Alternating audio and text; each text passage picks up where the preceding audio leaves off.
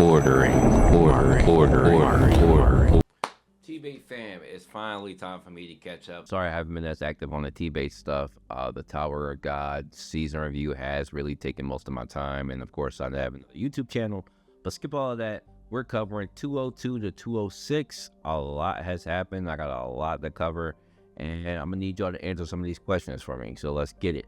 So chapter 202, Arthur and Mika are slaves for Olfred, which is obviously a disguise. They go and have a meal, and would you get to see Arthur's hometown and what it's become. Even the people are walking up and telling them, don't feed your slaves.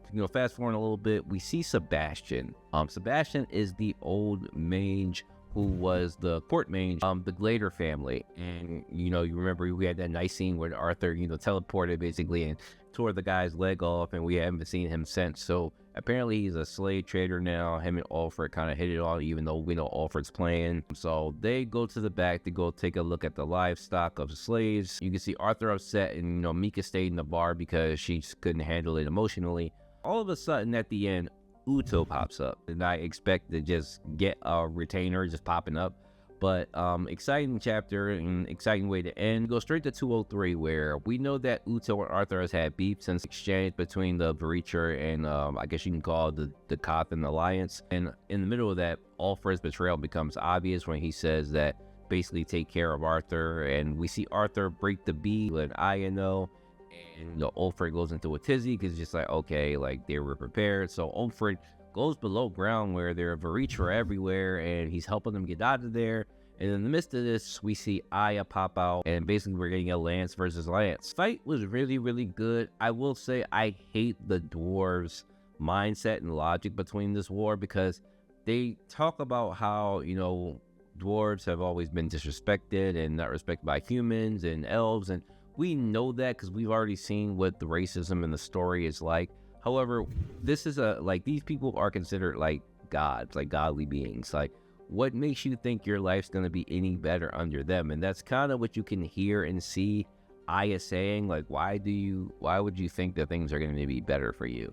But we see that Alfred's relationship with Radius is kind of warped where his mind's going. He's going to do and listen to everything Radius says, because Radius has always been a father figure to him, even getting him to this point. And I'm not gonna lie, towards the end of the fight where we see Aya get pierced, I was scared, okay? If you were on my YouTube channel at the time, you would see the post that I made a couple of weeks ago when it came out. I was like, yo, Aya better not be dead, because I like Aya a lot. And, watching her fight in this fight was cool. But moving on, we're continuing with Uto and Arthur going to take their fight somewhere else.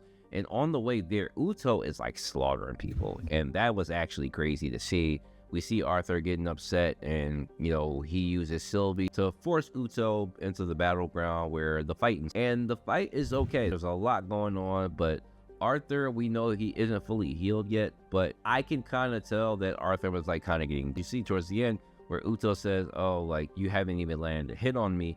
This is looking really insane. Like, Arthur just looked completely outclassed. And I don't know if, maybe you guys can answer it for me. I don't know if it's because he's not fully healed, or Uto really was just way above him, in terms of fighting. It's bad to see, because I noticed this against the first retainer fight that I thought Arthur was like really, really like that. And don't get me wrong, Arthur is like that.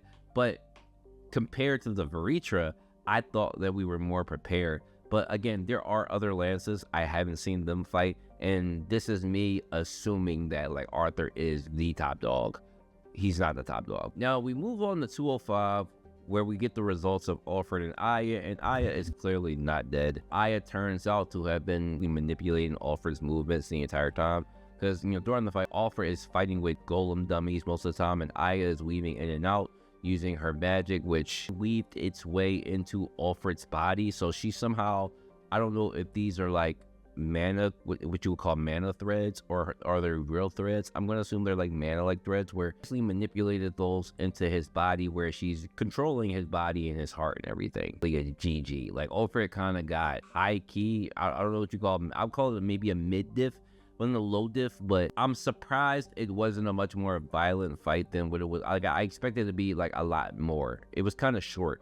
And, you know, you readers can tell me whether or not it's a longer fight in the story, but it wasn't really that long. I am glad that Alfred got out of here, because while I liked him when he served and when he was kind of like in the group, his logic is really flawed. Obviously, with the relationship between him and Radius is like what kind of led him to this point, but guy's gone, I guess. Now we go back to the Arthur and Uto fight, where Arthur is in the air and Uto is using this attack, which is basically his attack. It uses like the darkness element, and you know, while Arthur has figured out that like light obviously be a counter, Uto kind of read his mind and played him, and now has Arthur in a bad position in the air where he's like about to kill him and Sylvie, because the pressure of the attack is almost impossible to dodge in the air, and Sylvie's not going to be able to block it. Chapter ends with them basically being smacked down to the ground, and for me it's like, damn, it's GG.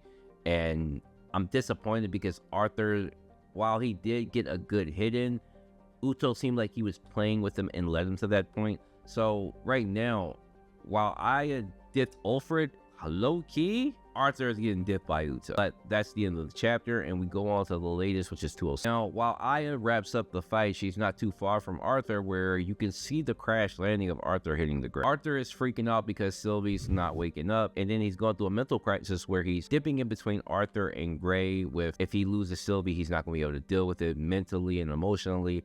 And he was thinking about, you know, things that happened at his orphanage, and the dealing with loss is tough for him. So it's really interesting to see how both of his lives are kind of playing into it. I love when isekai do that, because a lot of these like shorter and more like, you know, weird named isekai, they don't dip too much in the past. Like usually in the past of the isekai guy, he's either bullied or something weird, like, or something simple like that.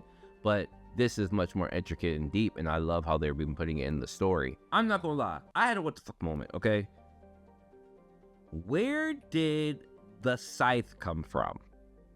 I was losing my shit. Like, I wasn't sure what I was reading, because it's just like, okay. And then she's carrying Uto by his neck, and she looks like she already beat him into submission with no problem. Like, what happened? Not only that, Arthur couldn't even sense her power, and then she tossed him at Arthur's feet and ripping off his horns. And her name is seris Veritra. She knew about Arthur since, you know, he tried to investigate the cave. I don't know what to make of this. Like, is she expecting like a much more deeper fight? Like, I don't understand. And I know like some of you guys who read the light novel are probably laughing at me right now, because like I'm so in the tizzy. It's like, why wouldn't she just destroy Arthur and keep it moving? She's helping him not only to defeat Uto for him, ultimately defeating Uto for him, and had led Arthur to believe that he defeated Uto, which I hope it comes back that he knows that he didn't do it. But she's giving him a buff to find out how to extract the mana from his horns. And then she tells him to get stronger and quickly. But towards the end, Arthur passes out. He's having another horrible dream where, you know, everything's his fault, and it's Tess that he's dreaming about. But we do see that it's obviously Aya coming in to check on him, make sure he's okay. And she's seeing that Uto is defeated on the ground, and that's kind of how the, you know, chapter ends. So I ain't gonna lie, what the fuck moment, big what the fuck moment, because I don't know what to make of that last chapter. And we've been on hiatus since then, so the series actually does come back this Thursday, so I'm gonna get this out right before then. But yeah, I do like this what the fuck moment, but I'm still like, you know, I don't know what's going on here. So let you guys share your thoughts. For those, please, you don't have to, you know, don't spoil me, but do, you know, give me a little insight, or you know, give me as much as you think I should have. So thanks guys, I'll see you soon.